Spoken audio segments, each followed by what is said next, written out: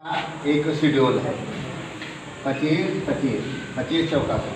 तो कुछ विषय होते हैं जो आपको बड़े कठिन लगते हैं, कुछ विषय होते हैं आप सोचते हैं बड़े आसान हैं, जबकि ना कोई विषय कठिन होता है ना कोई आसान होता है। मान लिया आपने फिजिक्स ले लिया कि फिजिक्स बड़ा टफ है, और फिजिक्स क्या है, बहुत टफ है, ये हम मान रहे हैं। तो हमको चाहिए कि फिजिक्स के लिए अधिक समय, मान लिया ये आपका 20% इतना है और ये 100% है, तो हमें फिजिक्स के ऊपर 100% खर्च करना है टाइम। जो विषय आप आसान मानते हैं उसके लिए आपको 20% समय लगाना है।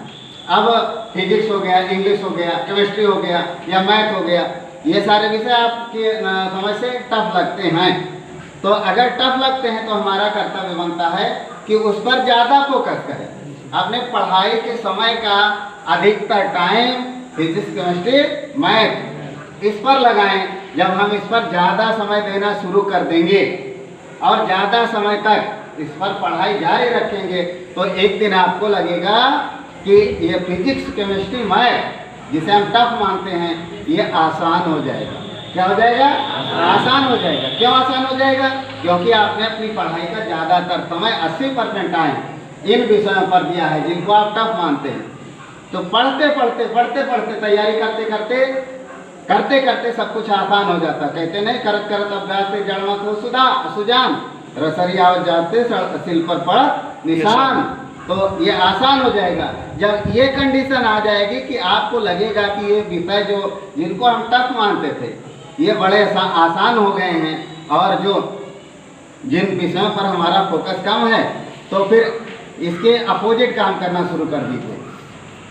इन जो विषय आसान हो गए इनके लिए हम अपना 20% टाइम खर्च करेंगे, 80% टाइम ये जो बाकी विषय बचे हैं जिनको आसान समझते थे उन पर फोकस करना शुरू कर देंगे। और जब उन पर बाकी टाइम फोकस करना शुरू कर देंगे तो वो भी आसान हो जाएंगे ना। तो इस तरह से हमारे जो जितने भी निर्धारित विषय हैं, चाहे जनरल स्टडी है या जो भी तमाम तरह के विषय हमको मिले हैं पढ़ने के लिए, क्योंकि हमें कंपटीशन के युग में आगे जाना है तो मतलब अथक प्रयास करना होगा। तो अथक प्रयास इस तरह से करें, 20 और 80 के एवरेज में अपनी पढ़ाई को जारी रखें। जब 80% वाला आसान हो जाए तो 20% वाले पर फोकस करना शुरू कर दीजिए। इस तरह से 80% और 20% मिला करके 100% रिजल्ट हमारा अपने आप आ जाएगा।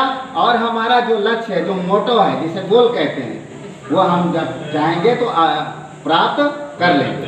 तो हमारा ये कर्तव्य बनता है कि अपनी पढ़ाई को नियमित करें, रेगुलर करें।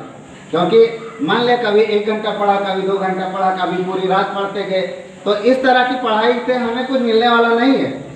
नींद भी जरूरी है 6-7 घंटे की, क्योंकि स्वस्थ रहने के लिए नींद जरूरी है और पढ़ाई भी जरूरी है।